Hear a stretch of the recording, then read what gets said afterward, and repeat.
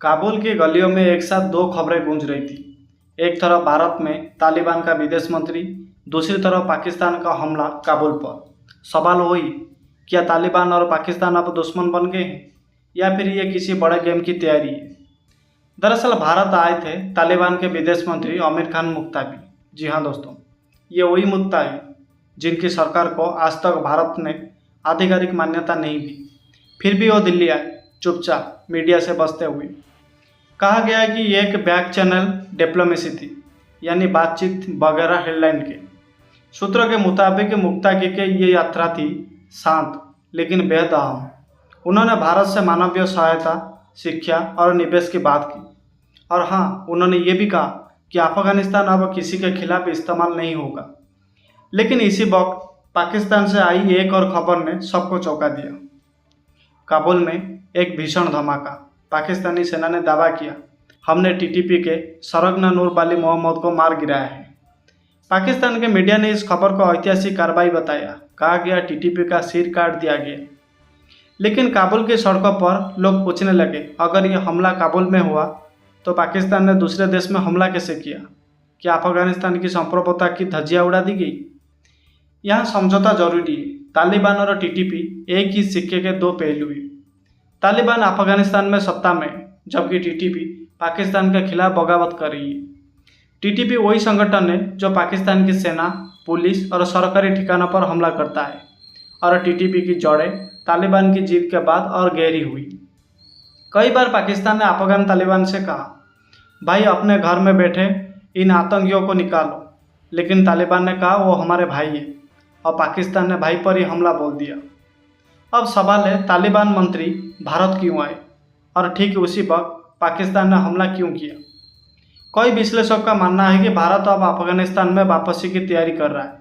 पिछले 2 सालों में भारत ने धीरे धीरे तालिबान से संपर्क बढ़ाया है। दिल्ली में अफगान दूतावास फिर से सक्रिय हो रहा है और भारतीय अधिकारियों की कई मीटिंग कतर और दुबई में तालिबान प्रतिनिधियों से हो चुकी है। भारत ये दिखाना चाहता है, हम तालिबान के दुश्मन नहीं बल्कि अफगान जनता के साथी है। यानी पाकिस्तान को मोस्ट फॉरवर्ड पोजीशन अब भारत धीरे धीरे हथिया रहा है। और यही बात पाकिस्तान को सबसे ज़्यादा चुभ रही है, क्योंकि एक वक्त था जब तालिबान के जन्मदाता खुद पाकिस्तान थे। आईएसआई ने उनको पाला, पोस्टर बनाया, पावर दी। लेकिन आज वही तालिबान पाकिस्तान के खिलाफ बोल रहे हैं। पाकिस्तान की सीमा पर टीटीपी के हमले लगातार बढ़े, हजारों सैनिक मारे जा चुके। पाकिस्तान का कहना है टीटीपी को शरण अफगानिस्तान में मिलती है। और अब काबुल में किया गया यह हमला दरअसल एक चेतावनी थी तालिबान को कि या तो टीटीपी से दूरी बनाओ, नहीं तो अगली बमबारी तुम्हारे घर पर होगी।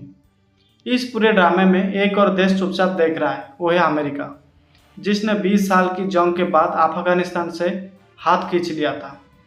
वो आज ये देखकर खुश है कि पाकिस्तान और तालिबान एक दूसरे के खिलाफ हो रहे हैं, क्योंकि जब तक ये दोनों एक दूसरे से उलझे रहेंगे काबुल में कोई नई जिहादी सरकार मजबूत नहीं हो पाएगी।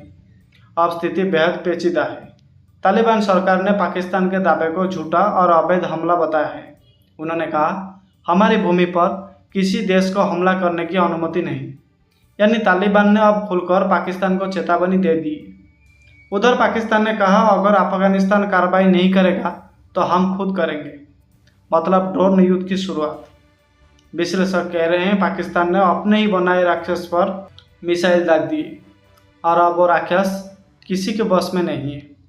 भारत के लिए यह पल अहम है। अफगानिस्तान में अगर तालिबान और पाकिस्तान के रिश्ते टूटते हैं तो भारत को वहाँ इंफ्रास्ट्रक्चर, व्यापार और रणनीतिक उपस्थिति का बड़ा मौका मिलेगा, क्योंकि भारत पहले भी सलमा डैम, जेरांस डेलारामा हाईवे और पार्लियामेंट बिल्डिंग जैसा परियोजनाएं बना चुका है।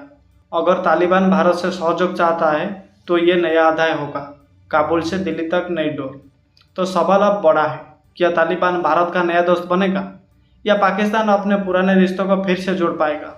फिलहाल तस्वीर तो साफ है, भारत बातचीत कर रहा है, पाकिस्तान बमबारी, तालिबान संतुलन में और टीटीपी खामोश। पर यह खामोशी आने वाले दिनों में एशिया के नक्शे पर तूफान ला सकती है।